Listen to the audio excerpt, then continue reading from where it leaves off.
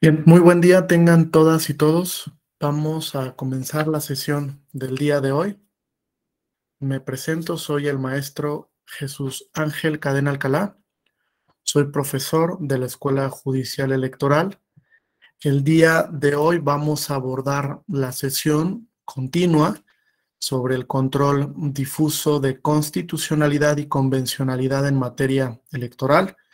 Un tema bastante interesante, forma parte desde luego de las líneas de investigación, perdón, de su servidor. Les pediría entonces, en la medida de lo posible, que me ayudaran a encender sus cámaras. Como saben, es un requisito obligatorio para la asistencia y desde luego para que puedan obtener su constancia en este diplomado. Vamos a avanzar entonces. El día de ayer estuvo con ustedes el doctor Alfonso Herrera. Me dijo que platicaron un poco acerca de la metodología del control de constitucionalidad, del control de convencionalidad en materia electoral, con algunas particularidades. Voy a hablar desde una perspectiva general acerca de los efectos de este control.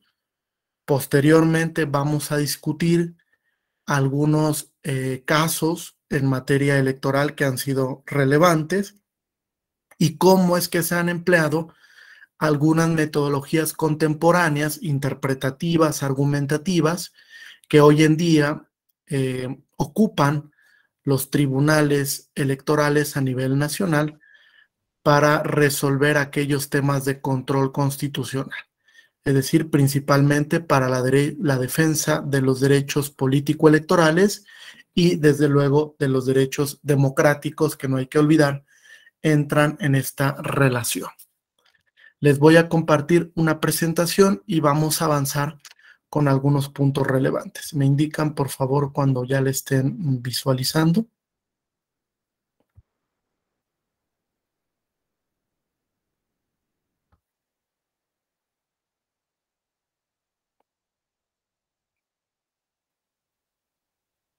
¿Se ve correcto? Bien. Bueno, al parecer el día de ayer iba a ser un día histórico para el tema del control constitucional, puesto que la Suprema Corte iba a resolver un tema vinculado con las restricciones constitucionales, principalmente la que tiene que ver con la prisión preventiva oficiosa. El día de hoy, más tarde, la Corte Interamericana va a poner sobre la mesa el mismo tema con una posible responsabilidad internacional para el Estado mexicano. Es decir, bajo la perspectiva de que una restricción constitucional no respeta el derecho internacional de los derechos humanos. Es decir, va en contra tanto del artículo 7.3 de la Convención Americana como del principio de proporcionalidad desarrollado en la jurisprudencia interamericana para la aplicación de la prisión preventiva. Es un tema bastante interesante, no solamente por la restricción que provoca la prisión preventiva a la libertad personal, sino además porque puede generar un cambio de criterio interpretativo de cómo se conservan las restricciones constitucionales en sede nacional. Es decir, qué lugar ocupan, Joel, estas restricciones respecto de su integración en el bloque de constitucionalidad, que ha sido un tema que hemos tenido que discutir prácticamente desde el 2011, cuando se emitió la contradicción de tesis 293 del 2011, donde la Corte jerarquizó la restricción constitucional respecto del resto de los elementos que integran el bloque de constitucionalidad. Vamos para allá entonces. Fíjense, bajo una perspectiva general y bajo la lógica de aplicación de las normas del bloque de derechos humanos, al que hace referencia el artículo primero en su primer párrafo de la Constitución General, el control difuso de convencionalidad forma parte del control difuso de constitucionalidad. Es decir, hay un vínculo indisoluble entre el control de constitucionalidad difuso y el control de convencionalidad difuso, bajo la perspectiva de que la idea del poder reformador de la Constitución fue precisamente la de constitucionalizar las normas de derechos humanos de fuente internacional. En palabras más sencillas, estos derechos humanos que se reconocen en tratados internacionales forman parte del contenido constitucional. Es decir, la Constitución no tiene una lectura taxativa. El reconocimiento de derechos no termina en la Constitución. Hay un reconocimiento metaconstitucional. Y eso parte de la idea de buscar ampliar, maximizar esos derechos para que se tenga una mejor protección o, en sentido contrario, la menor restricción posible. Esto va de la mano con algo que conocemos como la interpretación hermenéutica o el principio pro persone, que nos indica que en cada caso en concreto donde se vaya a realizar un ejercicio de control constitucional, estoy obligado, vinculado, Héctor, a seleccionar aquella norma que sea más protectora o que sea menos restrictiva. Cuando yo elijo la norma de todo este bloque, esa norma se convierte en parámetro de control, porque la norma seleccionada está aquí arriba y la norma enjuiciada está aquí abajo. Cuando yo hago el ejercicio de control difuso, la última consecuencia sobre la declaratoria de inconstitucionalidad de la norma es una inaplicación. Esto lo sabemos, ¿correcto? Es decir, el control difuso no puede generar una invalidez de la norma, ni una eficacia erga omnes, sino que la regla general es que si en un control difuso se declara la inconstitucionalidad o inconvencionalidad de la norma, lo único que puede hacer el órgano jurisdiccional facultado para ese control es la inaplicación. Solo inaplicarla en un caso en concreto. Por eso es que en control difuso es también un control concreto. ¿Correcto hasta aquí? Ahora, no estoy diciendo que en todos los casos tengamos que llegar a la inaplicación, porque todas las normas gozan del principio de presunción de constitucionalidad y presunción de convencionalidad. Es decir, que antes de llegar a la inconstitucionalidad, si yo tengo duda sobre la conformidad de la norma, tengo que realizar algo que se llama interpretación conforme. Y la interpretación conforme es una metodología que me sirve precisamente para establecer que si la norma admite varias interpretaciones posibles, yo me incline por aquella interpretación que haga esa norma compatible con el bloque de constitucionalidad. Compatible, ¿vale? Esto lo sostuvo por primera vez la Suprema Corte en la acción de inconstitucionalidad 155 del 2007. Acción de inconstitucionalidad 155 del 2007. Fíjate qué nos dijo en esta acción Alejandra. La Corte dice, cuando tú construyes todo el bloque de constitucionalidad, desde luego que vas a tener que seleccionar aquella norma que te va a servir de parámetro de control. Control, como lo decía Kelsen, sujeción de la norma para ver si es compatible o no con esa que se ubica en una posición jerárquica diferenciada. Es decir, está en la cúspide del ordenamiento. Principio de supremacía constitucional.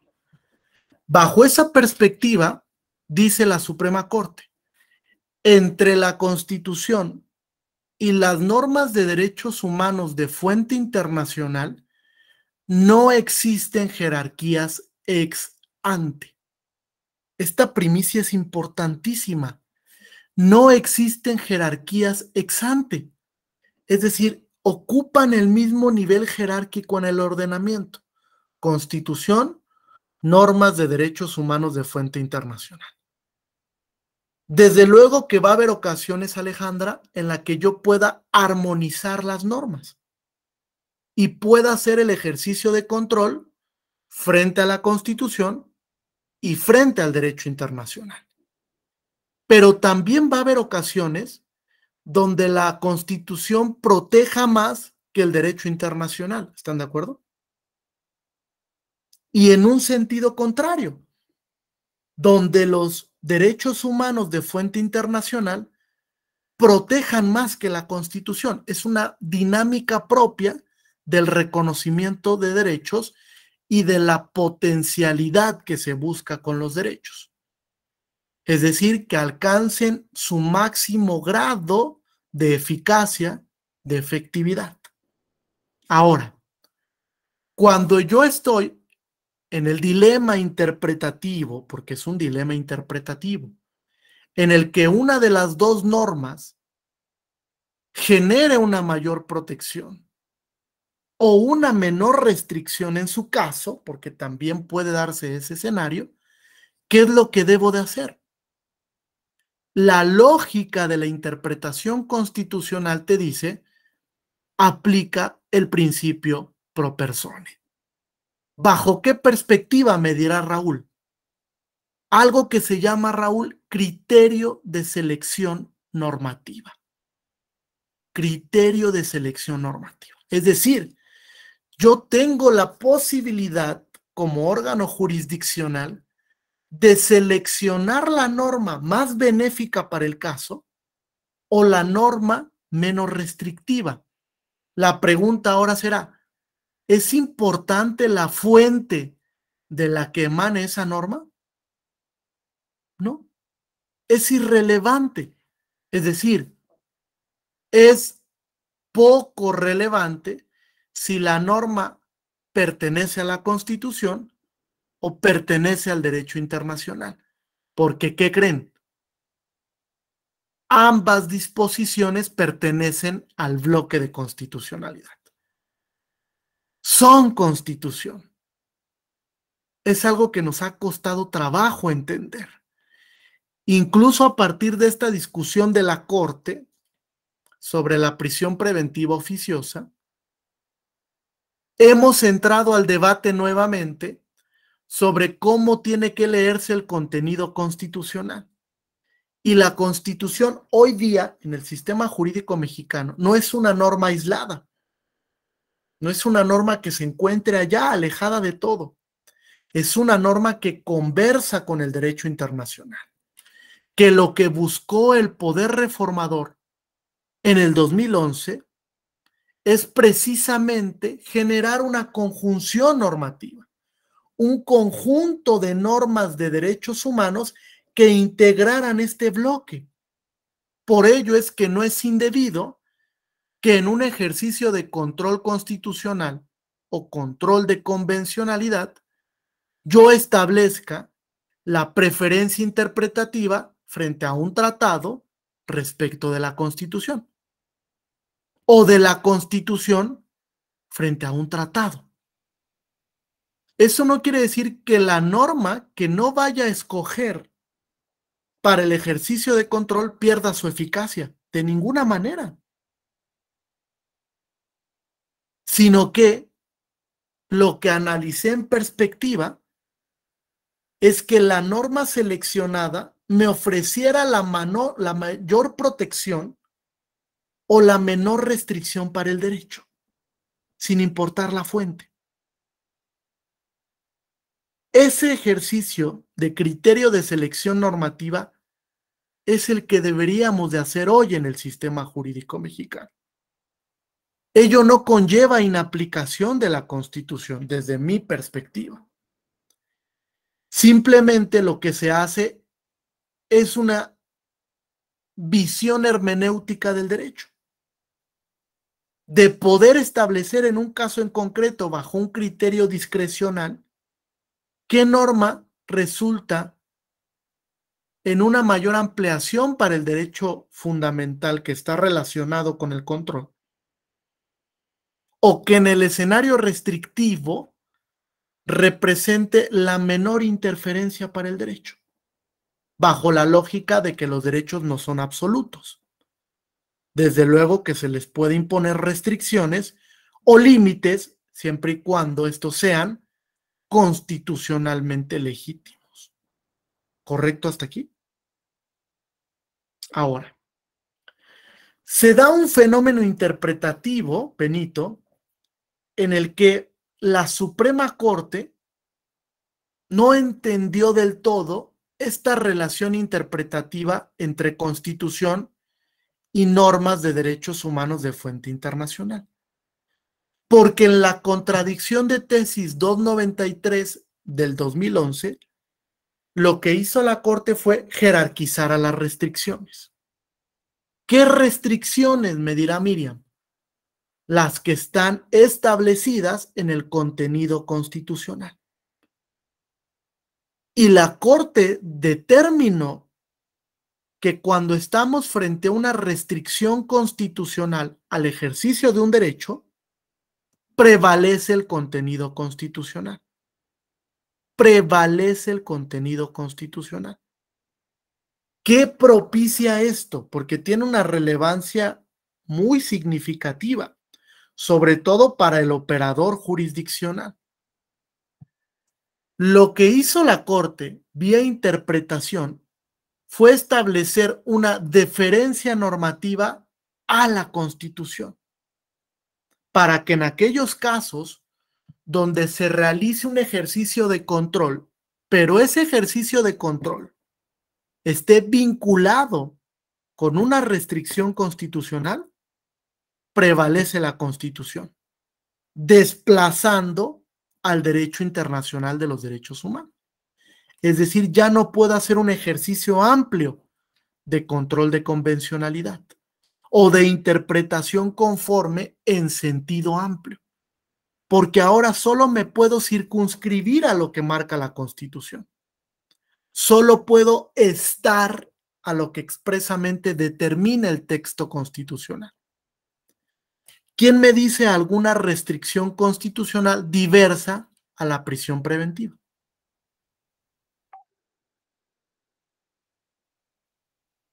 ¿Alguna?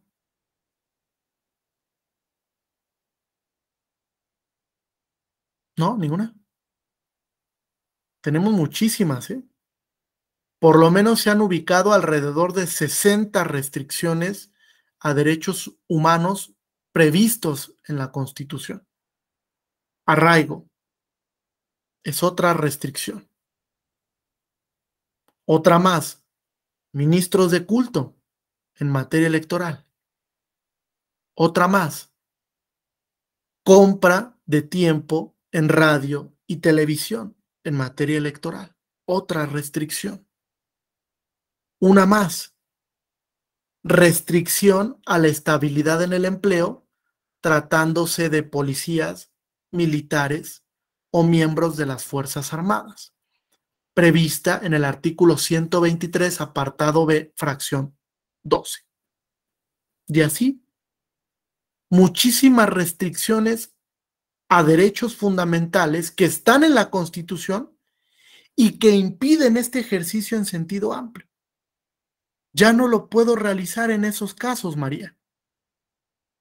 Ya estoy limitado a lo que marca la Constitución. Porque incluso la Corte hizo una apreciación indebida de la última parte del párrafo primero del artículo primero constitucional.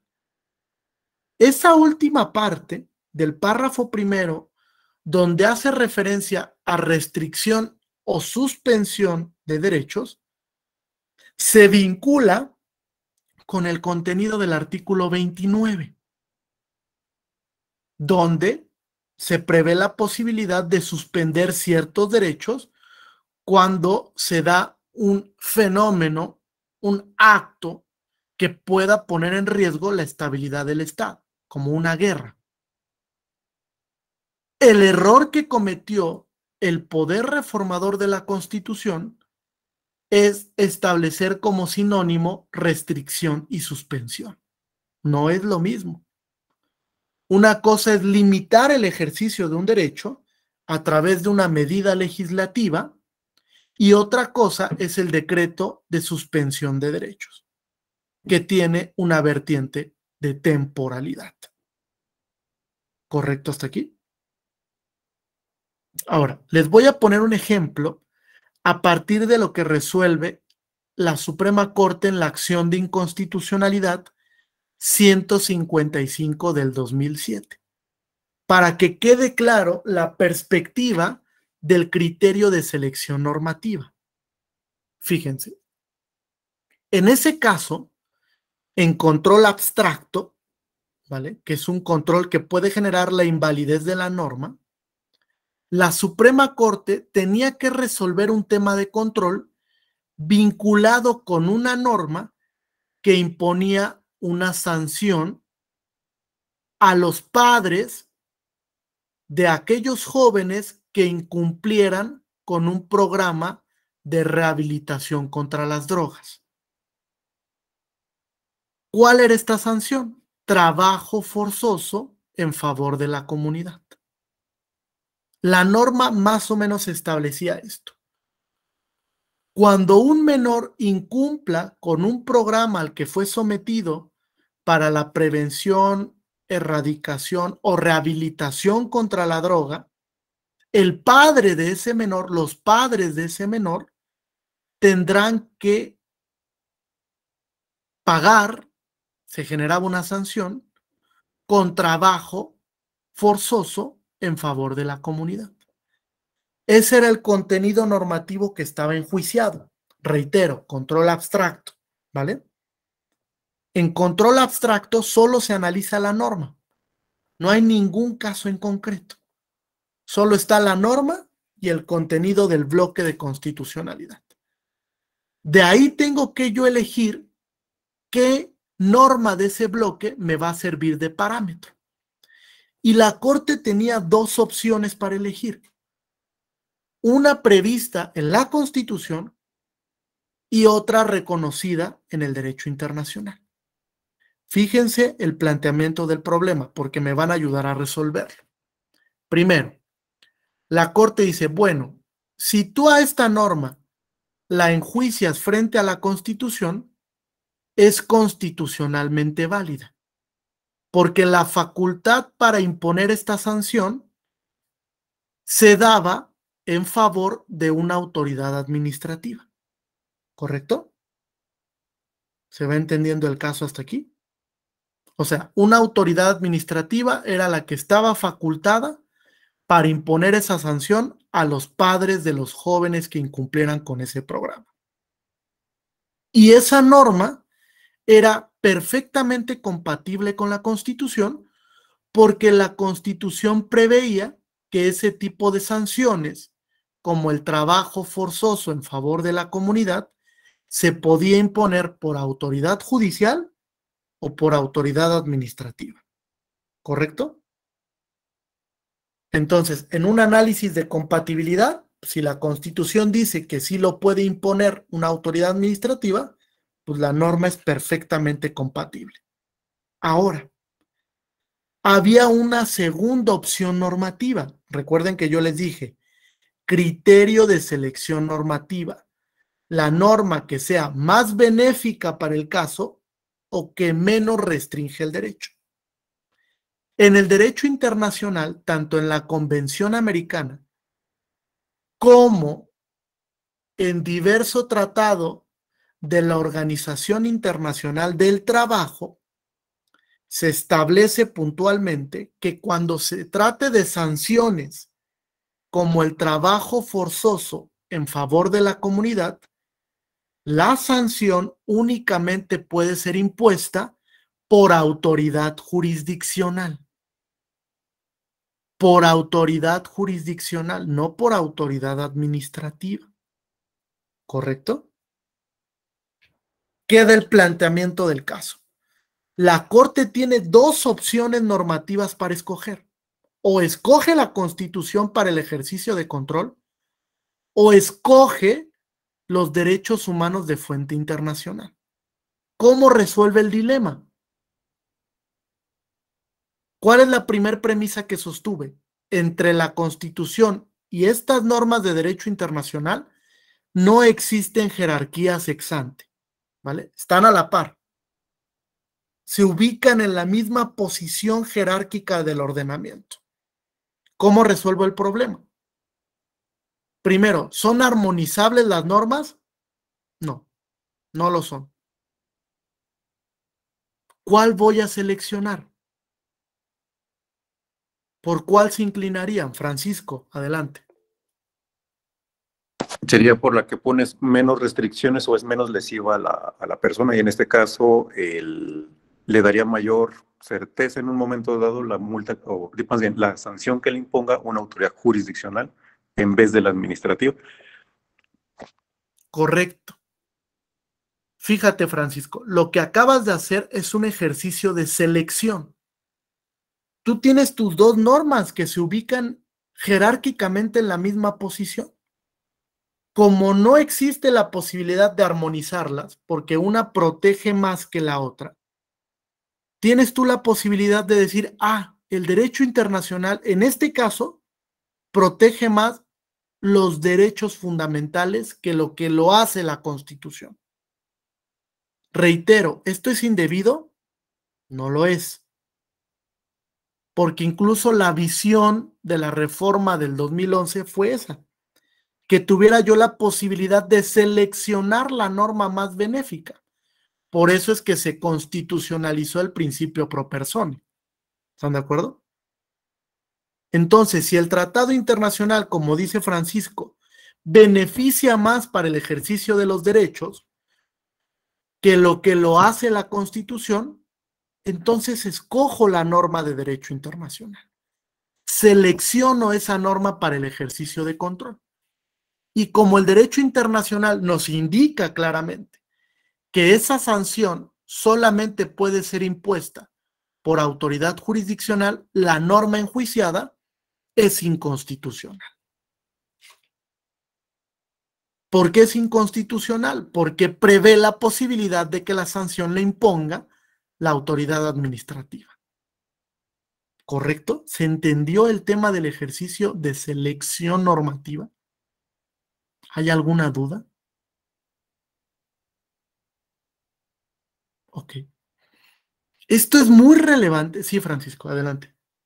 Bueno, duda no tanto como sí, pero en un supuesto hipotético, por lo que hablábamos de la restricción, o más bien la ruptura del bloque constitucional que habló acerca de la interpretación de la Suprema Corte, si la Constitución dijera, en un supuesto hipotético, que la sanción solo puede ser por autoridad administrativa y el Tratado Internacional me dice que solo puede ser por autoridad jurisdiccional, entonces atenderíamos a la restricción constitucional. Así es. Ok, gracias. Fíjate, es algo incómodo interpretativamente, porque le quita la posibilidad al órgano jurisdiccional de seleccionar aquella norma más benéfica, bajo la óptica de que todas son constitución. Es algo que no hemos terminado de entender. O sea, no alcanzamos a comprender que las normas de derechos humanos de fuente internacional son normas constitucionales. Tienen una incorporación implícita a la Constitución. No lo digo yo. Es algo que se expresó con la reforma del 2011. Esa fue la idea de la reforma, ampliar el catálogo de derechos frente al derecho internacional, bajo un fenómeno que se daba en América Latina en ese momento, que era la constitucionalización del derecho internacional de los derechos humanos. Fortalecer la Constitución, que tuviéramos una gama mucho más amplia de derechos reconocidos, porque hay derechos en tratados internacionales que no están reconocidos en la Constitución, porque hay tratados que son específicos en favor de ciertos grupos, las mujeres, la niñez, los adultos mayores, las personas con discapacidad. Tienen un grado de especificidad que fortalece los derechos para esa categoría de protección especial. Y desde luego que detallan más el contenido de los derechos que lo hace el contenido constitucional. Entonces, en el momento en el que jerarquizas la restricción, como dice Francisco, impides la posibilidad de maniobra del órgano jurisdiccional. Ya no puedes seleccionar como lo hicimos nosotros aquí. ¿Eso es problemático para el ejercicio interpretativo? Sí, muy problemático. Y lo que iba a resolver ayer la Corte iba a dar punto final a esa problemática. Porque desde mi perspectiva, la visión que tenía la Corte era correcta. Desde mi perspectiva, esto es revisable, reflexionable, criticable, la Corte no estaba reformando el contenido constitucional. La Corte lo único que estaba haciendo es fijando parámetros objetivos para determinar la vigencia de la prisión preventiva conforme a la Convención Americana y a la jurisprudencia interamericana. ¿Por qué? Porque tanto la Convención como la jurisprudencia interamericana forman parte del bloque de constitucionalidad. Y eso también lo dijo la Corte en la contradicción de tesis 293 del 2011, donde estableció que todos los casos interamericanos que funcionan bajo el sistema del precedente fueran vinculantes para todas las autoridades nacionales, con independencia de si México había sido parte o no en el proceso contencioso o consultivo. No me importa. Lo que me importa es revisar si ese caso en concreto se puede aplicar en sede nacional. Es decir, si lo que resolvió la Corte Interamericana me sirve para el caso que yo estoy discutiendo en México, porque las premisas sean similares, sobre todo la premisa fáctica. Y si es similar la premisa y el precedente interamericano es más benéfico que el precedente nacional, ¿por qué no voy a ocupar el precedente interamericano? ¿Están de acuerdo? Reitero, eso no quiere decir que el precedente nacional pierda eficacia, no, va a seguir ahí. Solamente que en ese caso, pues resultaba más benéfico para el ejercicio de los derechos lo que había sostenido la Corte Interamericana. Esa visión del derecho es la que debe de prevalecer si es que buscamos, si el objetivo es construir un bloque de normas de derechos humanos correcto, coherente. De otra manera, pues podemos realizar ejercicios interpretativos sesgados, donde solo privilegiemos el contenido de la Constitución. No es la visión, me parece, que se tuvo con el cambio constitucional del 2011. Lo que se buscó con ese cambio constitucional era precisamente generar parámetros jurídicos superiores de manera conjunta entre la Constitución y el derecho internacional. ¿Dudas hasta aquí? ¿No? ¿Ninguna? Sí, Ricardo, adelante. A ver, buen día, gracias. Buen día. En este ejercicio de control, bueno, lo que se hizo fue seleccionar la norma y se dio acertado. Pero de acuerdo, o si no me perdí, decía que normalmente más bien lo que se ha estado haciendo o lo que dijo la Corte fue que se tenía que prevalecer la cuestión constitucional. Sí, o sea, este ejercicio que hicimos o que hizo el compañero no es factible. Hoy día no. Ok. Cuando la Corte lo hizo en la acción de inconstitucionalidad 155, sí. Y era la lectura correcta, ¿estás de acuerdo? Porque bajo la perspectiva del control había una norma que beneficiaba más que el contenido constitucional para los derechos. Y era una lógica interpretativa asertiva. Solamente que un año después la Corte cambia de criterio. Y la Corte determina que cuando estemos frente a restricciones expresas, prevalece solo el contenido constitucional. Es decir, la Corte lo que está haciendo de manera implícita es conformando dos bloques de constitucionalidad. Uno con restricciones constitucionales y uno sin restricciones constitucionales. Luego entonces, lo primero que tengo que hacer paradigmáticamente, fíjate, lo primero que tengo que hacer cuando voy a realizar un ejercicio de control de constitucionalidad o de convencionalidad es revisar si respecto de ese derecho no hay una restricción constitucional. Porque si hay una restricción, entonces el ejercicio cambia en 180 grados. Ya no puedo moverme. Ya solo puedo enjuiciar la norma frente a la Constitución. Es mi único parámetro. La lógica que les dice, ¿esto es acertado? No fue la visión que se tuvo en el 2011. Fíjense, tenemos 11 años de ese criterio interpretativo. 11 años. Donde incluso esto ha repercutido en la justicia electoral. Sí ha generado un impacto para la justicia electoral, fíjense, a partir de dos criterios. Aquí están. Este es el primero.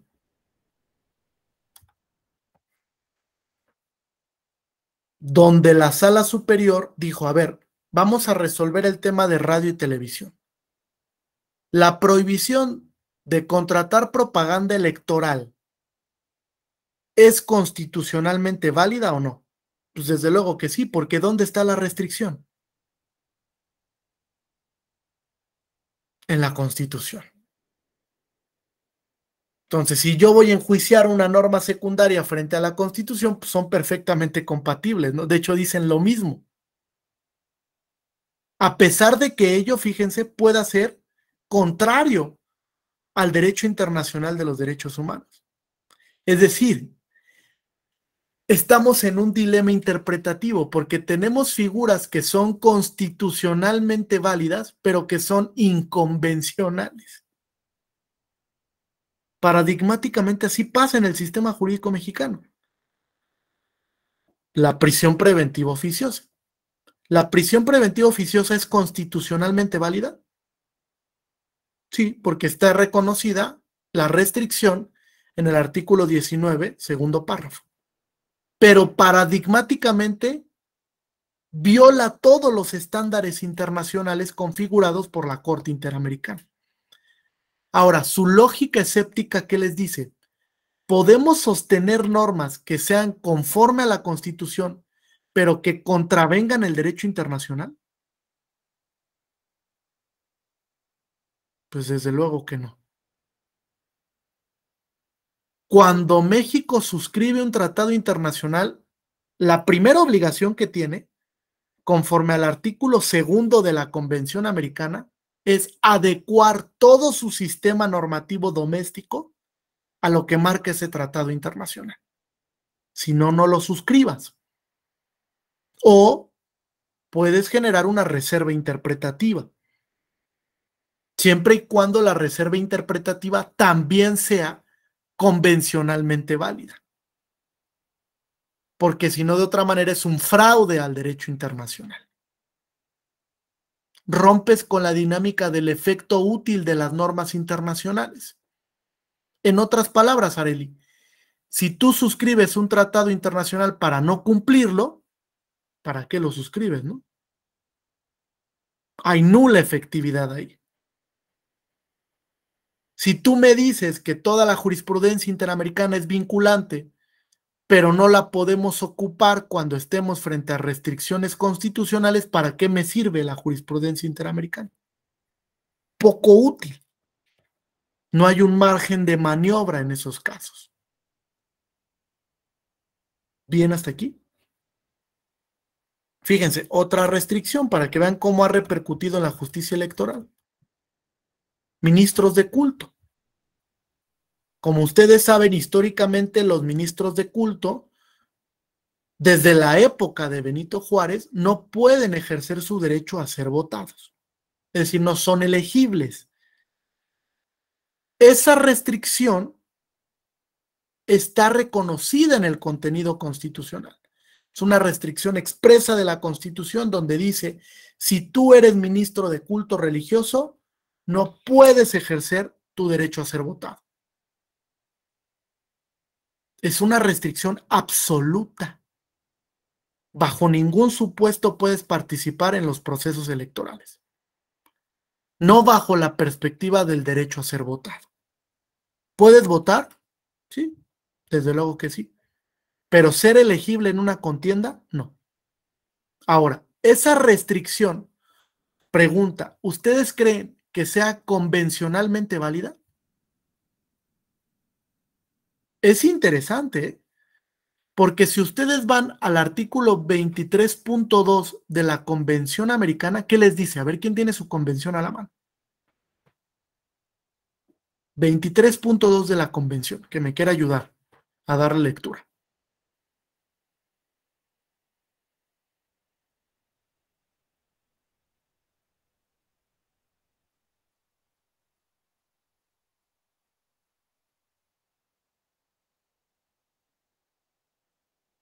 ¿Listo?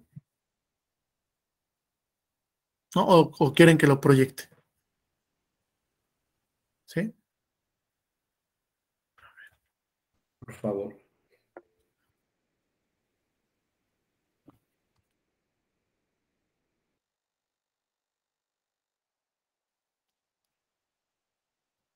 Vamos al 23.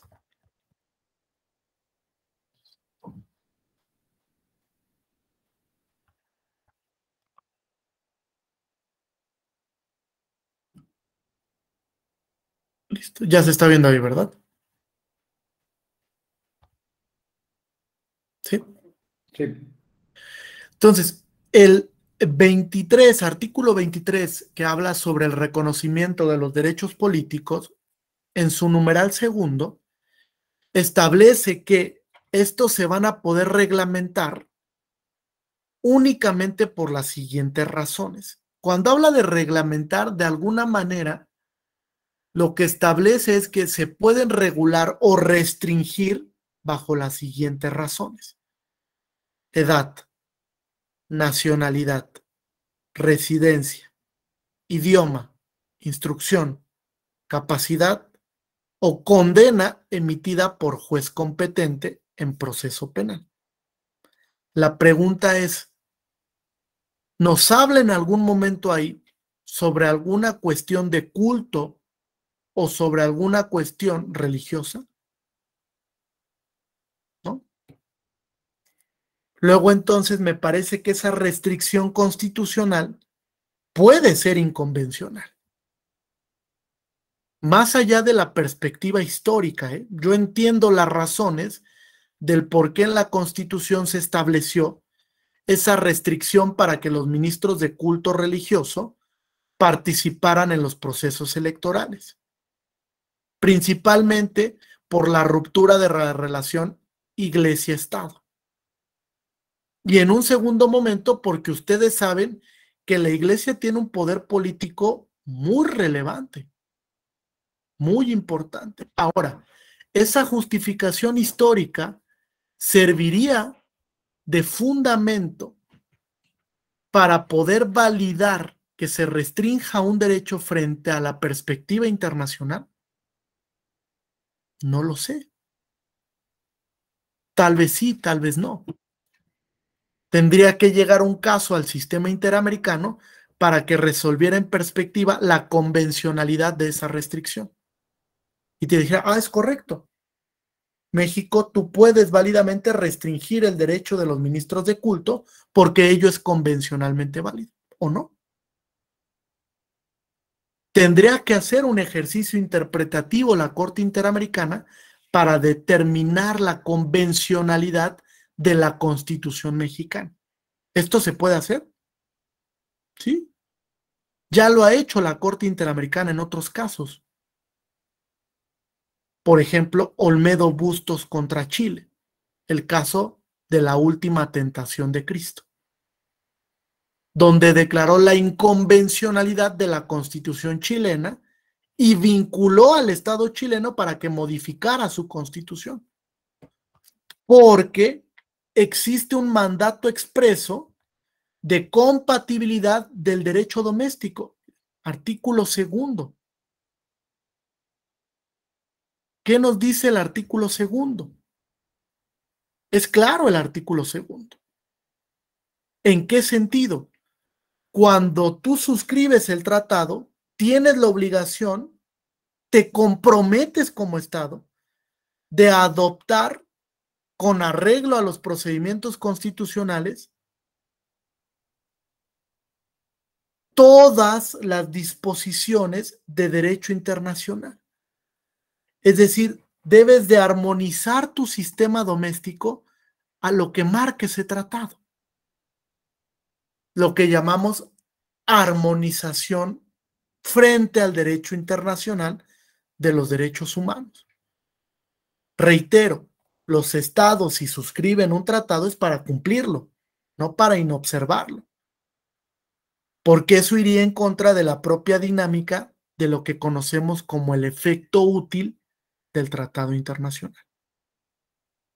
¿Correcto hasta aquí? ¿Alguna duda o pregunta? ¿No? Ok. Entonces, el tema de las restricciones se ha vuelto muy complejo porque la Corte, de alguna manera, ha generado una interpretación no asertiva de la ampliación de los derechos. En el momento en el que nosotros entendamos que la reforma del 2011 desmembró el contenido constitucional, o sea, lo que buscó fue ampliar residualmente los derechos, entonces vamos a experimentar la dinámica correcta del control de constitucionalidad y del control de convencionalidad. ¿Cómo lo vamos a entender? No lo sé. Puede ser que la Corte cambie de criterio y que nos dé una sorpresa el 5 de septiembre conforme al proyecto que presentó el ministro Luis María Aguilar y la ministra Piña Hernández. Pero puede ser que esa vinculación venga del derecho internacional y que hoy la Corte Interamericana le dé un revés a México y le diga, ¿qué crees, México? Tu constitución es inconvencional. Porque el hecho de que se aplique la prisión preventiva de oficio sin racionalidad alguna vulnera los estándares interamericanos.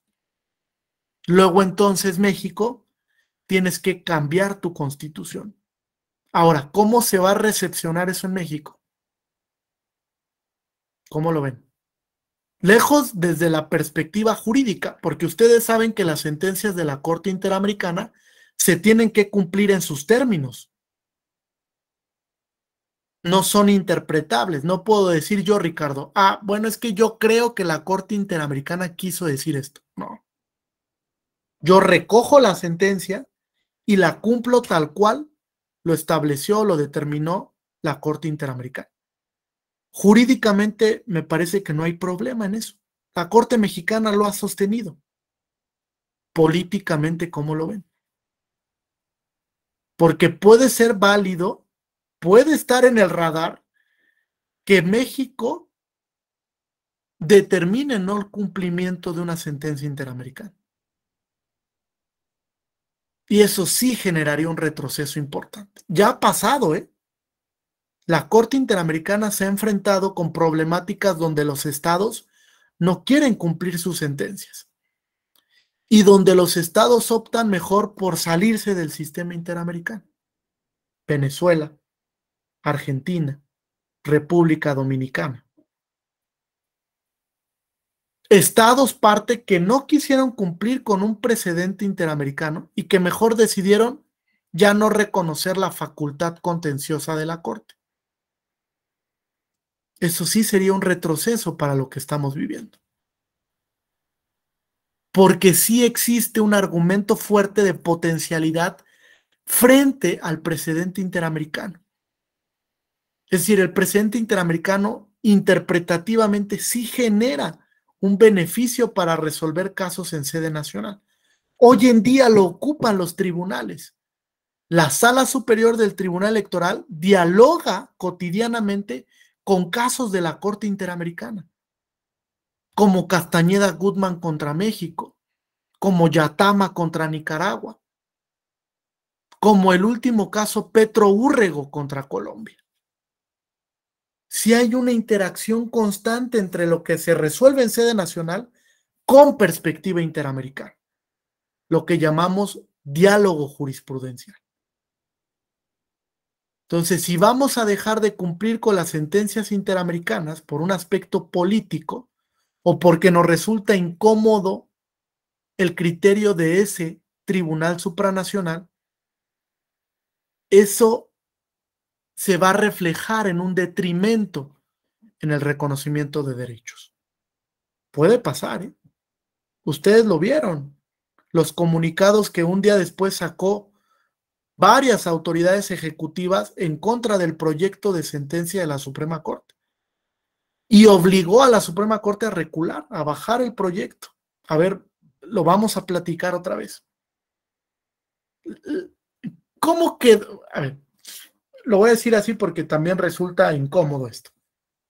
¿Cómo queda la Corte con el hecho de que presenta un proyecto a discusión porque hay una versión pública del proyecto? Y después de que se publican todos estos comunicados de diferentes autoridades ejecutivas, la Corte decide bajar el proyecto para discutirlo posteriormente, para repensarlo o volverlo a reflexionar. ¿Cómo queda la Corte en perspectiva con esto? Frente al control constitucional. Porque fíjense, la idea de Kelsen, por lo menos cuando crea el Tribunal Constitucional, era que limitara a los otros poderes. Esa fue la idea de Kelsen. O sea, que el Parlamento no hiciera lo que quisiera, sino que tuviera un control, que el tribunal fuera ese check and balance que necesitamos para evitar actos arbitrarios. ¿Cómo queda la Corte entonces cuando, derivado de un aspecto político, decide bajar un proyecto? El proyecto ya se había dialogado, ¿eh? Yo trabajé 7 años en la Suprema Corte y para que un proyecto se someta a consideración del Pleno es porque todas las ponencias lo conocen. Todas saben en qué sentido va el proyecto. Entonces, ¿qué está pasando? Estamos dejando que las inercias de lo político intervengan en una decisión judicial. Esto es complejo. No desconozco la naturaleza política de la Corte, ¿eh? Es un órgano evidentemente político, sobre todo por el criterio de selección de las y los ministros de la Corte. Pero sí es complejo para su legitimación el hecho de que por presiones de terceros, por injerencias externas, la Suprema Corte decida no discutir un asunto que tiene toda la relevancia, ¿eh? Toda la relevancia. Porque si ustedes van estadísticamente a toda la gente que está en prisión bajo esta medida cautelar, es un alto índice. Y por delitos como, fíjense, ¿qué delitos ameritan hoy día prisión preventiva? Si tú cometes un robo con violencia, con arma de fuego, por ejemplo, prisión preventiva oficiosa. Prisión preventiva oficiosa. Si tú cometes hoy día un delito electoral, prisión preventiva oficiosa. ¿Cuál es la lógica entonces? En la última década, lo que ha sucedido con la Constitución, bajo el criterio de la Corte de las Restricciones, es que si algo no me gusta o si creo que la Corte me va a tirar algo que está mal hecho por parte del legislador, mételo a la Constitución. Esa ha sido la dinámica con las últimas reformas. Si algo quieres que no esté supeditado a control, porque tú sabes que resultaría violatorio de derechos fundamentales, pues mételo en la Constitución, Joel. Y ya. Con eso ya no va a ser susceptible de control. Ya no lo va a poder revisar la Corte. Esa ha sido la dinámica en los últimos por lo menos 5 o 6 años, desde el presidente Peña Nieto.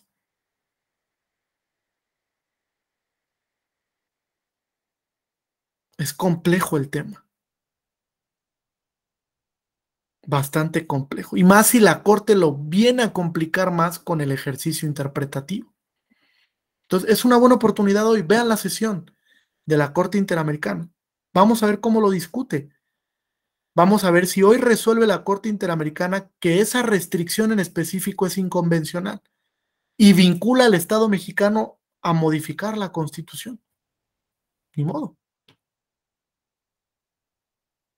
Desde mi perspectiva es algo que tiene que suceder sí o sí, porque sí le ha hecho mucho daño al control constitucional. Sí ha generado un retroceso para los ejercicios hermenéuticos y hoy lo vemos. Incluso porque los tribunales pues, no se pueden hacer para algún lado. La Sala Superior, cuando analizó el tema de los ministros de culto, dijo, pues es que la Corte ya dijo que prevalece la restricción. No me puedo hacer para otro lado, como lo conversaba con Ricardo. No puedo decir, no aplico la Constitución porque el derecho internacional es más benéfico. No, porque estoy frente a una restricción. Ha tenido una repercusión importante, muy relevante, diría yo. ¿Alguna duda o pregunta hasta aquí? ¿Comentario? Sí, adelante Alejandra, después Joel y Ricardo. Bueno, buenos días. Yo la verdad no soy licenciada en Derecho, pero me ha gustado toda esta parte. A ver si entiendo un poquito. Obviamente ya me quedó claro que tenemos una Constitución y luego una Corte Interamericana en la que obviamente pues hay establecidas ciertas normas. Aquí obviamente lo que dice es que van al parejo. Por una parte, bueno, una opinión y no sé, un comentario. Yo siento que obviamente como países te suscribes a una Corte Interamericana que va a tratar de regular cuando a lo mejor el propio Estado no sepa qué se hace. Pero también siento que muchas veces, ahora sí como dicen, nadie sabe lo que tiene la olla más que el que la mueve, ¿no? Como países, obviamente sabemos lo que pasa en tu país, aquí la violencia, el narcotráfico, todo eso, y la Corte Interamericana tal vez está en un mundo ideal de lo que debería ser, de lo que debería proteger, pero en México sabemos que pues hay cuestiones que pues no ameritan así, pero ahora vamos al otro lado, como México es un estado donde hay bastante corrupción, que no podemos confiar en si se está llevando a cabo de manera legal y derecha el hecho de que se le dé prisión preventiva a alguien. Muchas veces sabemos y quedó muy claro el hecho de este chico que hasta hizo su documental en Netflix de presunto culpable, ¿no? Y dices, híjole, ¿hasta dónde llegó la ley en México? Y a lo mejor ahí pues tiene que brincar a otra instancia que lo proteja. Me queda claro, pero también hay cuestiones donde dices, pero pues como país, al de estar en esta realidad, no me pueden decir ahora arriba que maneje de cierta manera situaciones que están pasando, que solamente aquí sabemos lo que ocurre o cómo se maneja esta violencia, ¿no? Eso es. Sí, fíjate, es muy complejo el tema. Contextualmente pasa algo. Por lo menos hoy día en la Corte Interamericana tenemos un juez mexicano, que es Eduardo Ferrer Magrego, que desde luego sabe lo que pasa en México, ¿no? El doctor Ferrer viene mucho a México, contextualmente lee noticias sobre lo que sucede en México, etc. El aspecto contextual para la interpretación es sumamente relevante. De hecho, hay un autor, Ricardo Guastini, que dice, el aspecto de contexto cuando vas a interpretar una norma es fundamental, ¿eh? Tienes que fijarte en el contexto también para ver en perspectiva la mejor aplicación de la norma. Es un factor determinante, correcto. Fíjate, Alejandra, para que la entiendas un poco mejor. La Corte Interamericana no dice que no deba de existir la prisión preventiva. Lo que dice la Corte Interamericana es que la prisión preventiva no se puede aplicar de manera automática. sino que debe de haber una justificación para la aplicación, es decir, aplícala racionalmente. Que, por ejemplo, puedas demostrar que la persona se va a sustraer de la acción de la justicia. Entonces, se aplica la prisión preventiva. Que, por ejemplo, puedas demostrar como fiscalía que la persona va a poner en riesgo a algún sujeto del procedimiento, a la víctima, a algún testigo que sea muy importante, al órgano jurisdiccional, a la fiscalía que lo esté investigando. Justifica eso racionalmente para que puedas aplicar la prisión preventiva, porque si no, hay otro catálogo de medidas cautelares, muchísimas. Tenemos más de 10 medidas cautelares diversas. Presentación periódica ante el órgano jurisdiccional, un brazalete, una garantía económica, la prohibición de que te acerques a ciertos lugares o a ciertas personas, etcétera. Todas esas las puedes ocupar antes de llegar a la prisión preventiva, para que la persona quede sujeta a un proceso, pero lo lleve en libertad, porque fue uno de los elementos que se buscó con la reforma al sistema penal del 2008, que no todos los procesos se llevaran con personas privadas de su libertad. ¿Y qué crees, Alejandra? Ahora la dinámica ha sido diferente. Todo prácticamente es de prisión preventiva. O sea, cuando la dinámica en 2008 era que los procesos se pudieran llevar en libertad, hoy está desdibujado eso. Porque hay un catálogo de más de 20 delitos que ameritan prisión preventiva oficiosa. Lo dijiste bien, el tema de presunto culpable. Donde en perspectiva esas personas tendrían que estar en prisión preventiva. No lo sé. Tal vez no haya el temor fundado de que se sustraigan de la acción de la justicia. ¿Por qué no podrían llevar su proceso en libertad? En lo que se resuelve su situación jurídica, ¿no? Para ver si realmente cometieron o no el delito, porque sucede que en este país rige el principio de presunción de inocencia, ¿no? Entonces, es un tema complejo y así hay otras restricciones que son muy problemáticas, Alejandra. En materia electoral tenemos varias que son problemáticas y que desde luego le ha costado trabajo resolver a la Sala Superior porque ha tenido que integrar el criterio de la Corte Mexicana, porque ese criterio es jurisprudencia y como es jurisprudencia es obligatoria. No la puedo dejar de aplicar. Entonces sí ha sido muy complejo este tema y también ha habido poca sensibilidad para fortalecer las normas de derechos humanos de fuente internacional. Muy poca sensibilidad. ¿Sí? Joel, adelante. Gracias, doctor. Buenos días a todos. Buen día. Yo tengo una duda, es estrictamente en materia electoral respecto a la restricción de los derechos. Ya hace unos segundos usted hablaba de lo que es los ministros de culto religioso y por otro lado también el acceso a los medios de comunicación privada en el rubro de compra. ¿Qué tanto afectan estas restricciones a las libertades tanto de los ministros de culto? Porque al final de cuentas hasta me parece contradictorio que por un lado tengan derecho al acceso al voto activo, pero no al voto pasivo. O sea, no lo puedo entender. Y por el otro lado, en cuanto a partidos políticos, candidatos, ya hablando de la campaña electoral, también se les restrinja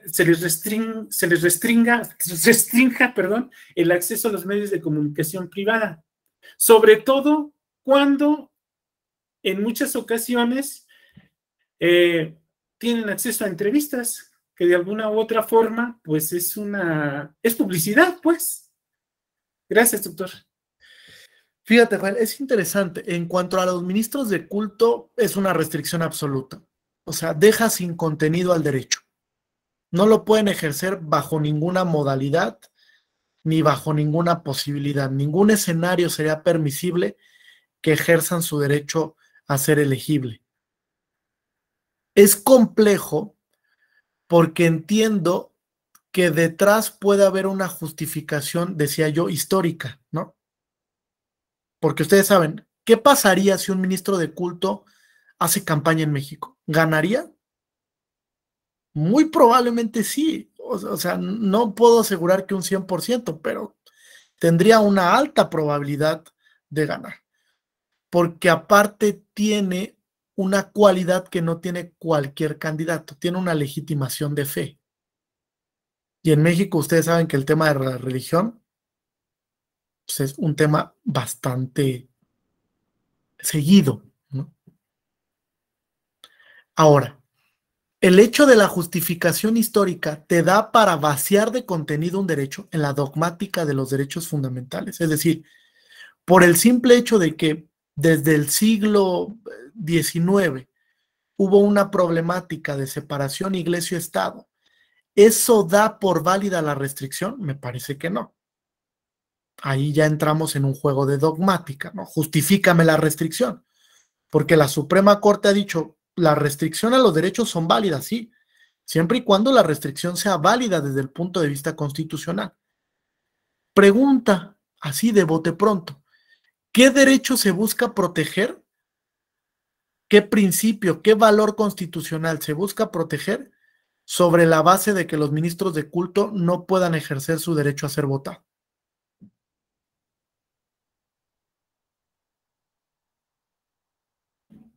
¿Cuál? Unos me podrían decir, pues el Estado laico, ¿no? A ver, Miriam. Equidad sería, buen día. ¿Cuál, perdón? Equidad, por ejemplo. No, fíjate la pregunta. Ustedes saben que los derechos no son absolutos, ¿correcto? ¿Se les pueden imponer límites o restricciones? Sí. Para que un límite o una restricción sea válida, tiene que perseguir un fin.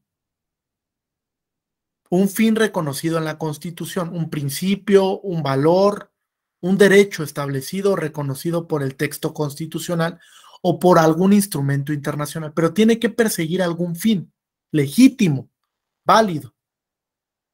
La pregunta es, ¿esta restricción que impide a los ministros de culto ejercer su derecho a ser votado, qué fin persigue? ¿Qué fin constitucional protege? ¿La separación de la iglesia-estado? Pues podría ser un fin constitucional, el Estado laico, ¿no? Ahora, ¿habrá medidas alternativas para proteger el Estado laico y no restringir de manera absoluta la posibilidad de que los ministros de culto ejerzan su derecho a ser votado? Sí, me parece que sí hay otras medidas alternativas que privarles de tajo esa posibilidad. Puede haber un control para que no haya injerencia de fuerzas de la iglesia en el proceso, ¿no? O, por ejemplo, que el ministro de culto durante el proceso electoral se separe de la iglesia. A ver, sepárate. ¿Quieres participar? Sepárate de la iglesia para que puedas competir. Es una restricción menos lesiva que el privarles de manera absoluta de ese derecho.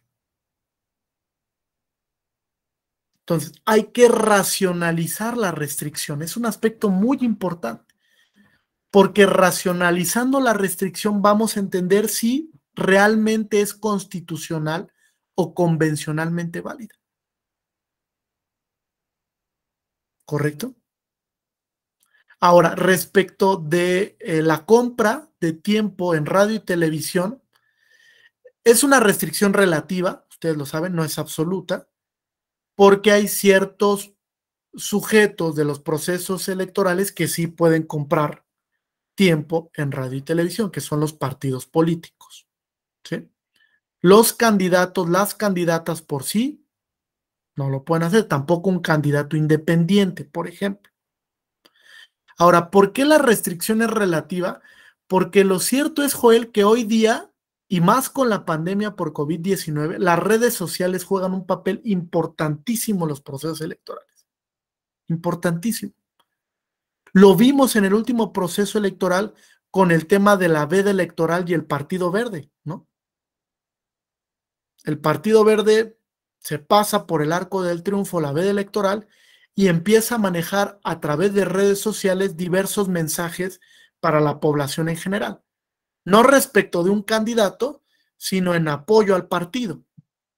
Y para eso determinó como una estrategia de plataforma político-electoral que se realizara a través de las redes sociales, porque tienen un alcance impresionante. Fíjense, nosotros cuando analizamos ese asunto en la sala superior, alcanzamos a advertir que había personajes de redes sociales que tenían hasta 40 millones de seguidores. 40 millones de seguidores en una cuenta de TikTok, por ejemplo, o de Instagram. ¿Qué alcance tiene el hecho de que este tipo de personajes difundan algo en favor de un partido político? Pues muchísimo. Ahora, lo que sucede es que hay una ausencia de regulación de las redes sociales. No hay nada regulado al respecto en la materia electoral. Solamente algunos acuerdos que ha intentado emitir el Instituto Nacional Electoral para de alguna manera matizar el tema. Ese era un tema para la reforma político-electoral, que pues al presidente de la República se le olvidó. Era un tema súper relevante, además de la fiscalización de las redes sociales, porque lo cierto es que se gasta mucho dinero en redes sociales que no se fiscaliza, ¿eh? Y los acuerdos, convenios que suscribe el INE con algunas plataformas, pues son poco útiles en realidad, porque no le dan la información que necesita para fiscalizar, con Facebook, con Twitter, ahora recientemente con Instagram o con TikTok. Requeríamos ya de una reforma político-electoral para regular el tema de las redes sociales. Entonces, ¿por qué es una restricción relativa? Porque lo cierto es, y ayúdenme a saber si no, ha perdido importancia el tema de la televisión para la difusión política, por lo menos a partir de la pandemia. No estoy diciendo que no se utilice, sí, desde luego que sí, porque también hay lugares donde solo hay televisión, no hay internet en México. Pero los partidos políticos han centrado sus plataformas ahora en las redes sociales, porque entienden que ese fenómeno puede ayudar a ganar campañas. Así pasó con Barack Obama en su elección. Se centró en las redes sociales para ganar la elección. Lo mismo hizo el presidente Donald Trump en su momento. Centrar una campaña en redes sociales para ganarla. Y estoy seguro que en 2024, en la elección presidencial, las redes sociales van a jugar un papel determinante para ver quién gana la elección. Entonces, es una restricción relativa que sí afecta al principio de equidad en la contienda, porque por lo menos los candidatos independientes no lo pueden hacer, por ejemplo, y aparte no tienen el dinero para hacerlo, Joel. ¿Cuánto cuesta pautar un mensaje en televisión? Muchísimo dinero. Si lo pautan ya pasarían su presupuesto de campaña. Es un tema de la falta de efectividad de las candidaturas independientes. Hoy día las candidaturas independientes son totalmente ilusorias, ¿eh? No sirven para mucho, en realidad. O sea, sí está muy padre, ya no tenemos solo el sistema de partidos, pero hay poca efectividad de la candidatura independiente. Era un punto a tratar en la reforma político-electoral, también se le olvidó al presidente de la República. Y hay temas que de entrada no son viables porque ustedes saben que el partido que esté en el poder hoy día ya no tiene la mayoría para reformar el contenido constitucional. Y sabe que hay temas políticos que no van a pasar por una reforma, no si no los dialoga con la oposición. Hay temas como la elección popular de los magistrados electorales o de los consejeros del INE que difícilmente va a pasar. Muy complejo que eso se apruebe constitucionalmente.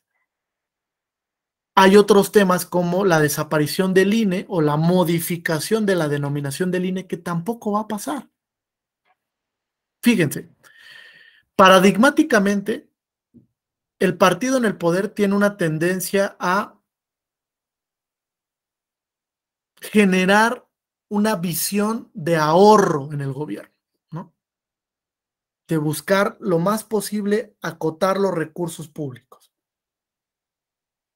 Pero lo digo que paradigmáticamente, porque una de las propuestas de reforma electoral que el presidente de la República envió al Congreso es cambiar la denominación del Instituto Nacional Electoral para que sea un Instituto Nacional Electoral y de consultas populares, de consultas ciudadanas.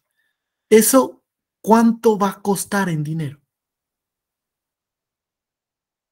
Muchísimo. Administrativamente también va a costar muchísimo dinero. Entonces digo paradigmáticamente porque más bien sucede que en algunos puntos sí se busca esta visión de ahorro, esta visión de disminuir el presupuesto, y en otros puntos donde el presidente tiene un especial interés, ahí no importa lo que se gaste, ahí derrochen. El tema es que se apruebe. Entonces sí es un tema complejo hoy día. Y se ha hecho mucho análisis de control constitucional al respecto, ¿eh? También se ha analizado si el tema de la candidatura independiente realmente respeta el principio de equidad en la contienda, bajo el tema del financiamiento público. Y la Sala Superior ha dicho que no lo respeta, porque el financiamiento público para estos personajes es mínimo.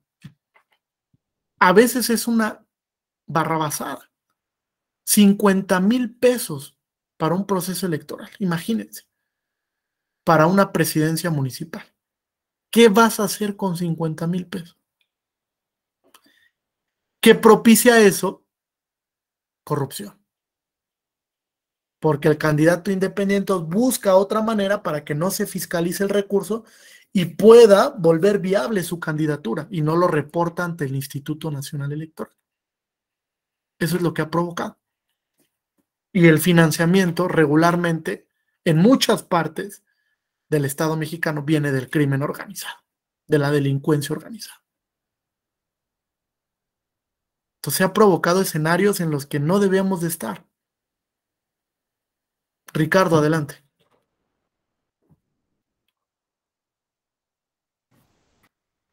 Traigo acá unas fallas en el internet, a ver si no tengo problema.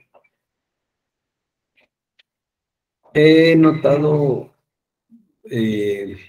evidentemente, esta parte muy interesante, al mismo tiempo bastante compleja, el tema de la laicidad, la transparencia de los proyectos, pero me quiero centrar sobre todo en el principio pro persona, porque ahí empezó, o ahí era lo que iba a ser. Nada más que me brincó bastante el tema de corrupción, que es el tema que está a lo largo de los procesos electorales y de las instituciones mexicanas, tristemente. Pero bueno, el tema es, y sin generalizar tampoco, hay gente que hace las cosas bien. O sea, también eso hay que dejarlo claro. Pero bueno, mi tema es, ante esta ponderación que no se puede hacer de los derechos internacionales cuando estamos hablando de la Constitución, cuando seleccionamos la norma, es qué pasa con el principio pro persona. Y o sea, al final del camino ahí se nulifica. Y luego la segunda cuestión, suponiendo sin conceder, ceder retrocesos. Yo no visualizaba el tema que usted comentó de Venezuela, Argentina, República, yo no lo ubicaba. Pero bueno, suponiendo, pues hay un tema ahí de progresividad de los derechos humanos, que está también en la Constitución. Y finalmente, pues los retrocesos afectan bastante y no cumplen con esos parámetros. Porque lo bien es cierto es que yo estoy a favor de los derechos humanos. Y mis documentos que realizo, algunos, son en la vertiente de la fortaleza de los derechos humanos. pero observo que la política de ahora como que no los acepta. Y eso es delicado. Y bueno, quiero cerrar o rematar ahí, pues el tema de la intromisión que trastoca la división de poderes, que violenta la autonomía de los poder judicial con los vínculos con otros. Pues eso, bueno, ahora lo vemos, pero siempre ha pasado. Siempre los ejecutivos tienen esa tentación, y por eso la división de poderes es para mí un tema tan relevante, porque pues se trata de limitar a esa persona poderosa a que no haga lo que quiere. Entonces, yo quiero centrar ahí, o sea, sí, a lo mejor en el momento lo observamos más por esto de las redes, por varias razones, pero históricamente el tema es que vulnera las autonomías y trastoca el principio de división de poderes. Eso yo lo noto muy complicado. Entonces, el principio pro persona se rompe. El principio de la progresividad se puede romper o se está quebrantando en algunos casos. Y tercera, la autonomía de frente a la división de poderes, que es para limitar esta situación, también está bastante fracturada en el Estado constitucional, en mi apreciación. Gracias. Sí, Ricardo, totalmente. El principio pro persona bajo criterio de selección normativa queda desdibujado con el tema de las restricciones, porque ya le impide al órgano jurisdiccional seleccionar la norma más benéfica o menos restrictiva. Ya no lo puede hacer. Por tanto, digamos que pierde su eficacia el principio pro persona en esos supuestos de restricciones expresas a los derechos previstas en la Constitución. En cuanto al principio de progresividad y gradualidad, pues sí, fíjate, paradigmáticamente también, la reforma del 2011 se da por una sentencia interamericana, Radilla Pacheco contra México, donde se le dice al Estado mexicano, oye, no estás garantizando adecuadamente los derechos. Tienes que vincular para que todas tus autoridades nacionales tengan la posibilidad de realizar control difuso de convencionalidad, con un especial énfasis en las autoridades jurisdiccionales. Tienes que hacerlo así. Entonces, el hecho de que nos salgamos del sistema interamericano sí puede provocar una regresión en la eficacia de los derechos, en garantizar el contenido esencial de los derechos. Sí puede pasar esto, evidentemente. Porque los criterios interamericanos, fíjense, tienen una visión transformadora.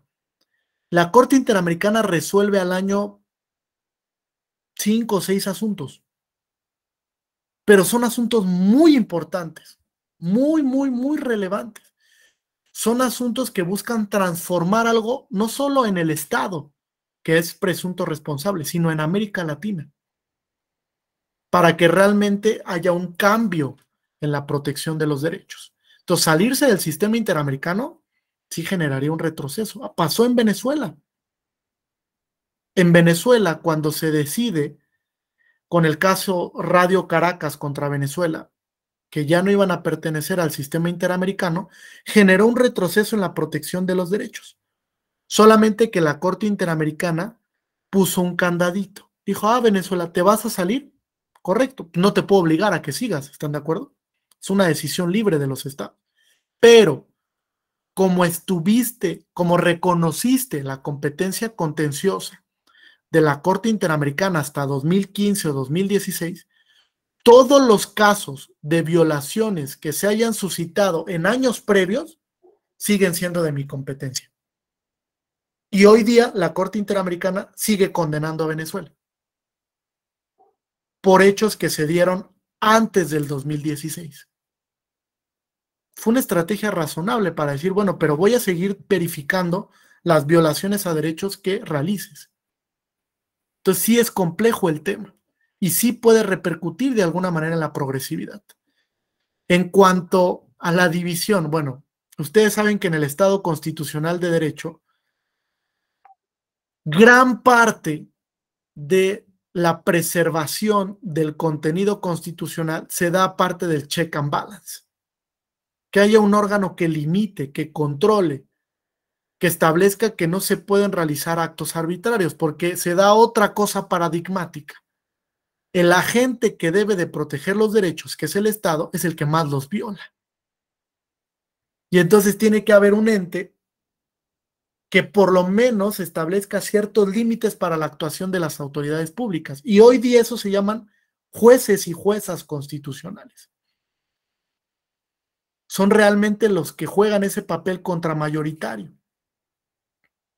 Los que buscan límites para que el Congreso no haga lo que quiera, para que el Poder Ejecutivo no se desdibuje, etc. Entonces sí hay que cuidar el equilibrio. Yo no estoy diciendo tampoco que la Suprema Corte pueda hacer lo que quiera, no. Estoy consciente de que hay competencias y facultades para la Corte y que se tiene que circunscribir a ello. Pero en el ejercicio interpretativo, desde mi óptica, le da la posibilidad a la Corte para erradicar el tema de las restricciones y entender correcto la interpretación del contenido constitucional. ¿Generaría un cambio en positivo? Desde luego que sí. Y muy importante para la actividad jurisdiccional. Fíjense, para el CIDE escribí hace ya un tiempo un artículo que se llama 2 parámetros de control constitucional. Si pueden echarle un ojito y les interesa el tema, es bastante interesante la reflexión. 2 parámetros de control de regularidad constitucional. Y ahí trato de explicar esta dinámica, este embrollo en el que nos ha llegado la interpretación de la Corte. ¿Por qué se ha vuelto tan complejo interpretar los derechos en México? Pues gran parte de esa culpa, lamentablemente, la ha hecho o la tiene la Suprema Corte. Es la oportunidad de cambiar, ¿eh? Este tema de la prisión preventiva no solo va a beneficiar para el proceso penal, es un criterio que va a erradicar el tema de la prevalencia de la restricción constitucional y, como decía Ricardo, va a dotar de eficacia otra vez al principio pro persona, para no dejarlo totalmente desdibujado o sin alguna eficacia en la aplicación hermenéutica, como sucede hoy en día en muchos casos. Entonces, es la gran oportunidad para que la Corte diga, me equivoqué. En una nueva reflexión, en un cambio de criterio, creo que así se debe de interpretar el tema de los derechos frente al derecho internacional de los derechos humanos. ¿Correcto hasta aquí? ¿Alguna duda o pregunta? ¿No? Ok. Fíjense, voy a ir concluyendo con algunos puntos relevantes sobre el control difuso en la materia electoral. Hay un caso que es sumamente importante que lo conozcan y que dialoguen con ese precedente de la Sala Superior, que es el caso Han Rong, que se da en un juicio ciudadano del 2007. El 6 de julio de ese año, del 2007, la Sala Superior analizó por primera vez, antes de la reforma del 2011, fíjense, la convencionalidad de la Constitución de Baja California. En esa Constitución se establecía que quienes tuvieran el carácter de presidente municipal no podían ser elegidos durante el periodo de su encargo como gobernador del estado, aun cuando se separaran de ese encargo municipal. Volvemos al tema de las restricciones, ¿no? ¿El artículo 23 prevé esa restricción para el derecho a ser elegido? No, no lo prevé.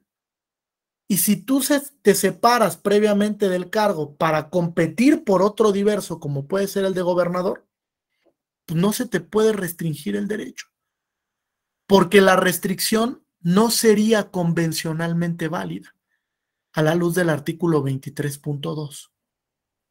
A partir de ese análisis de control de convencionalidad de la Sala Superior, se modificaron todas las constituciones que prevían esa restricción, porque entendían que no era válido, que no respetaba el parámetro de fuente internacional, el hecho de que no te permitieran competir por ese cargo cuando de manera previa ya te habías separado, cuando habías determinado que efectivamente querías competir por ese cargo de gobernador y pedías una licencia. en tu cargo como presidente municipal o presidenta municipal. Ese argumento que sostuvo la Sala Superior buscó fortalecer la norma internacional. Incluso ahí, por primera vez, la Sala Superior dijo: yo no puedo invocar normas de derecho interno para dejar de cumplir un tratado internacional, que es el principio pacta sunt servanda, que está reconocido en la Convención de Viena. No puedes invocar normas de derecho doméstico con la justificación de dejar de cumplir un tratado internacional, porque desdibujas el control de convencionalidad. Volvemos a lo mismo, el control de convencionalidad lo que generó es una convergencia interpretativa. Lo dijo la Corte Interamericana en Hellman contra Uruguay. La convergencia interpretativa se da porque el control de convencionalidad es complementario al control constitucional. Viene a fortalecer el control constitucional de los estados. Y en Hellman contra Uruguay, la Corte Interamericana dice: todos los estados, todas las autoridades de los estados, en el ámbito de sus respectivas competencias y atribuciones, están vinculadas al control de convencionalidad, vía interpretación conforme y vía principio pro persona. Todas. No hay excusa. En México tenemos un modelo de control mixto, sí lo saben, ¿no? Concentrado por la Suprema Corte y difuso por todos los demás órganos jurisdiccionales del país. Todos. Es un deber constitucional, no es optativo, ¿eh? No es si quiero realizar el control, no, estoy vinculado al control. Por una interpretación que ha hecho la Corte del artículo primero, sistemática, frente al artículo 133 constitucional. Un modelo híbrido que debe de tener eficacia. ¿Qué es lo que sucede hoy día? Que hago el planteamiento ante el órgano de primera instancia de un control constitucional y no lo saben aplicar. Hoy día, a 11 años de la reforma, es preocupante que a 11 años los órganos jurisdiccionales no sepan emplear el control de constitucionalidad difuso. Que incluso hoy día se generen falacias del argumento como que un órgano sostenga que no está facultado para hacerlo, que esa es una tarea del Poder Judicial de la Federación. Nosotros lo hemos visto en órganos en materia electoral de los estados, que dicen: yo no puedo realizar control difuso, porque esa es una tarea del Poder Judicial de la Federación. Por Dios, a 11 años de la reforma, es insostenible un argumento de esa naturaleza. Y más cuando en el caso Hellman, que ¿qué creen? También es vinculante para las autoridades nacionales, pues se sostuvo que se tiene que establecer ese estándar convencional. Y que todas las autoridades tienen que aplicar no solamente el corpus juris interamericano, es decir, los tratados internacionales regionales, sino que también deben de aplicar la jurisprudencia contenciosa y la jurisprudencia consultiva. Una última opinión consultiva en materia electoral muy interesante es el tema de la reelección, donde la Corte Interamericana dispuso que la reelección no es un derecho, es una posibilidad que emana del derecho a ser votado. Pero no quiere decir que tú en automático tengas el derecho a ser reelecto, no. Tienes la posibilidad de, para algunos cargos. El tema es que no hemos aprendido a dialogar con el precedente interamericano. O les preguntaría yo aquí, ¿quiénes de ustedes ocupan precedentes interamericanos para sus planteamientos jurídicos? Ricardo, bien. ¿Quién más? ¿Por qué no dialogamos con los precedentes interamericanos? Son vinculantes. Es como la jurisprudencia nacional. Es obligatorio, pues, el precedente interamericano. ¿Porque no conocen la metodología? La metodología está en una sentencia. En la contradicción de tesis 293 del 11, la Suprema Corte te dice paso por paso cómo aplicar jurisprudencia interamericana. No hay pretexto para no dialogar. Si queremos que haya un cambio realmente, pues hay que empezar precisamente por trasladar los precedentes de la Corte Interamericana a México, porque se ocupen, se empleen en los casos en concreto. Yo les he dicho, muchos de los casos que resuelve la Sala Superior hoy en día se apoya de la jurisprudencia interamericana. porque es fuerte el precedente interamericano. Tiene una coherencia y una consistencia muy relevante. Entonces, hay que acercarnos al precedente interamericano, hay que dialogar con los precedentes interamericanos.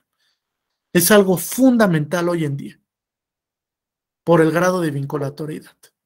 Sí, Ricardo, adelante. Disculpe, profesor. Sí. ¿A qué resolución se refiere con el tema de la reelección que acaba de tocar de la Corte? Se las voy a pasar. Es una opinión consultiva, ¿vale? Déjenles paso el número. Es la opinión consultiva 28 del 2021. Es una consulta que hizo tanto Venezuela como Colombia sobre si se podía dar en el contexto latinoamericano el reconocimiento del derecho a ser reelecto, incluso de manera indefinida. Ahí está el link. Y ese precedente consultivo también es vinculante para México.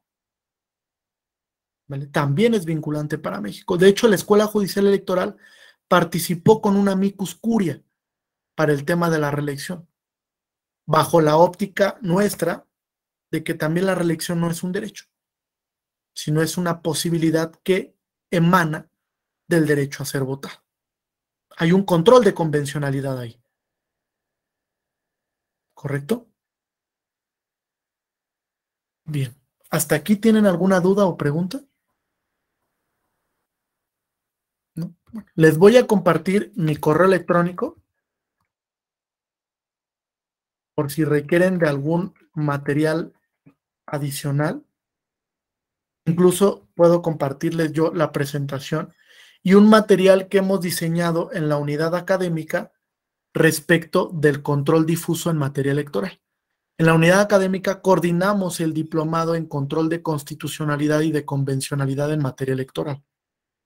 Si no lo han tomado, se los recomiendo ampliamente. Es un diplomado sumamente bueno, donde incluso van a ver todas las metodologías que se ocupan. Test de proporcionalidad, test de igualdad, test de progresividad, escrutinio estricto judicial, etc. Entonces también les puedo compartir ese material adicional y algunos otros que trabajamos en la escuela judicial. ¿Vale? Incluso algunos que están en Axis, el blog de la escuela judicial. Tengo un artículo ahí, si quieren revisarlo, se llama el control de convencionalidad, particularidades frente al sistema interamericano. Y ahí hablo de todos los precedentes relevantes a través de los cuales se ha construido el control de convencionalidad. Siendo el último más importante Hellman contra Uruguay, donde ya se dijo el carácter complementario del control, la vinculación a los casos contenciosos y consultivos, y cómo es que los estados tendrían que recoger el control para los casos en concreto en sede nacional. Otro aspecto que también es sumamente importante. ¿Correcto? ¿Alguna duda o pregunta? ¿No? Bueno, pues mucho éxito. Gracias por haber compartido esta sesión. Espero que les haya servido. Sigan hoy la sesión de la Corte Interamericana. Va a estar muy buena la discusión. Creo que nos debe de interesar este tema a todas y todos, y más como abogados o interesados en los temas judiciales. Va a ser muy relevante lo que resuelva la Corte Interamericana hoy para el futuro de las restricciones constitucionales. Entonces los invito a que sigan la sesión, es totalmente pública, la van a transmitir a través de Twitter, de Facebook, de YouTube, etc. Y creo que va a ser un punto importante para reflexionar este tema de la hermenéutica judicial. Les deseo que tengan un excelente fin de semana. Profesor, No alcancé a escuchar la de la revista y el control de convencionalidad. ¿No me lo puede repetir, por favor? Sí, es control de convencionalidad, particularidades frente al sistema interamericano. Está publicado en el blog de la EGE que se llama Axis. Axis.